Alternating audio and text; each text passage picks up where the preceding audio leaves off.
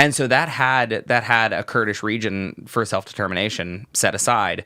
Ataturk kept fighting on the western flank, from what I remember, and he basically forced the Western powers to make a different deal that had the borders of Turkey what they are today. But that also didn't stop other Kurdish states from rising. So the Kingdom of Kurdistan was around from 1922 to 1924. There was another one. Did they have borders? Yeah, they had borders, and they had marginal support from the United Kingdom too. Even there was one that was around for less than a year, is the Mahabad Republic, and that's in northwestern Iran, and that was supported by the Soviet Union.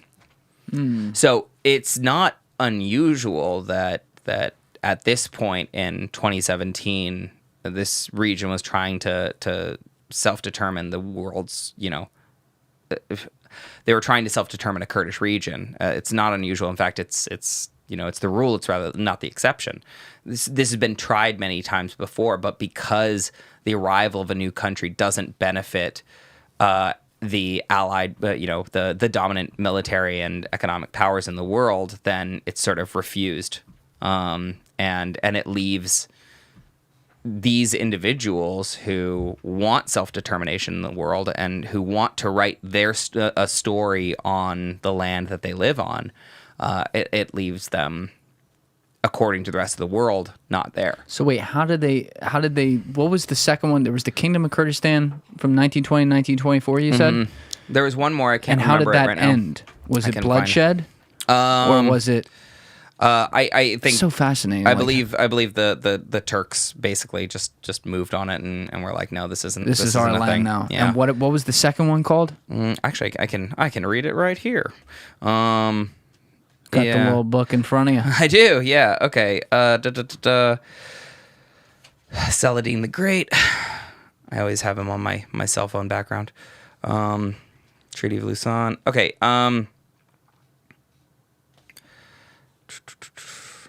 Okay, Kingdom of Kurdistan. So, 1922, Kingdom of Kurdistan fought for sovereignty in northern Iraq for 2 years before it was snuffed out by British-mandated Iraqi leadership. Then there was the Republic of Ararat, which actually has a flag that was it has a flag that looks a lot like the flag of the KRG, and that was in 1927, which was supported by the United Kingdom.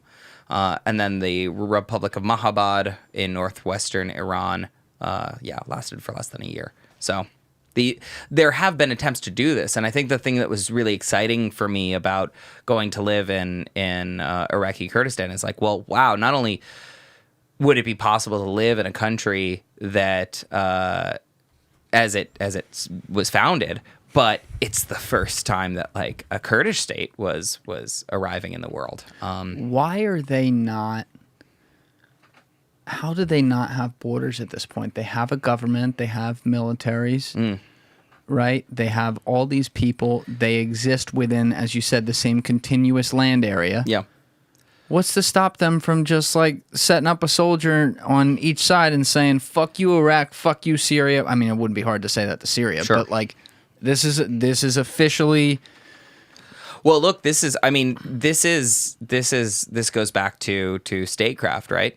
Remember, it's generating consent amongst the governed. This is 35 million people that we're talking about, and they are not a monoculture. There are different Kurdish languages within Kurdish. And they don't all agree on how they should move forward. Yeah, and that's governance, right? So did you meet a lot of Kurdish people who are perfectly okay calling themselves an Iraqi? I wouldn't. I can't. I wouldn't be able to say that Syrian? Specifically. Who I did meet were people who because there's conflict even in the KRG, right? So the Peshmerga out of Suleimania, Kurds, also Kurds, but they have conflict with the Kurds in Erbil, right? They fought a civil war amongst one another. What is it over? It's over. I believe that was over the idea of whether or not the KRG should push forward towards like actual independence, or it should just stay as an autonomous republic within federal Iraq.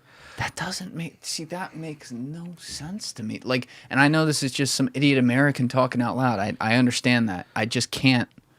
I can't process this. Well, I think you can't process it. The fact that we're a republic. There's one side saying we're already a republic, so we're just going to stay that way, and the other side saying, yeah, but we're a republic. Let's just draw a line on a map though, and make sure other people agree to it. I don't understand. Like, I think here's the way to I think that is my way into thinking about this. Right.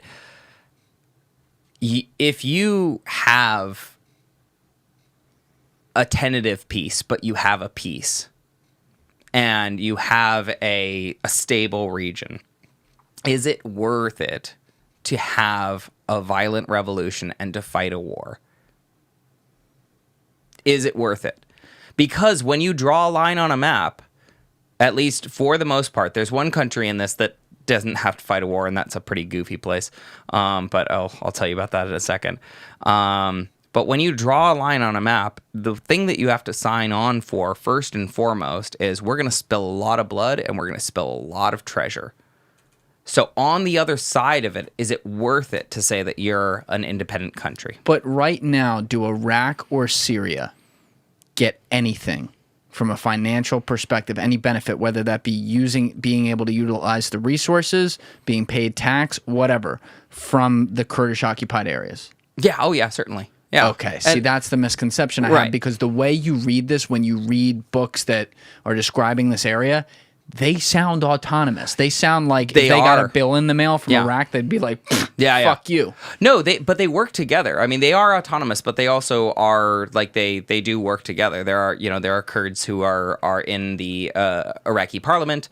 So it's an autonomous region. I wouldn't say in the same way, but there are places in the world that have regions that are operating autonomously that still have a relationship to a centralized government. And of course, Syria is a totally different animal than the government system of the KRG versus the Republic of Iraq. I can't remember what the acronym they have there is, but it's the autonomous area of northeastern Syria, I think it's called. Okay. And there are Kurds living there, but it's also there's a great amount of diversity there too. So and there's a diversity of governmental systems there. There's a diversity of languages. You not only have Kurds, but you have Assyrians, you have Yazidi, you have Arabs. So it's just because people are from the same ethnic people group doesn't mean that they view their future the same. I just can't fathom the idea, because obviously that's how large groups of people work. You have different people with different political opinions. Mm-hmm. I can't fathom the idea of not wanting to have your own republic, and part of that is the bias of the fact that I live in a country where that is what people did eventually. They're like, yo, fuck the Brits.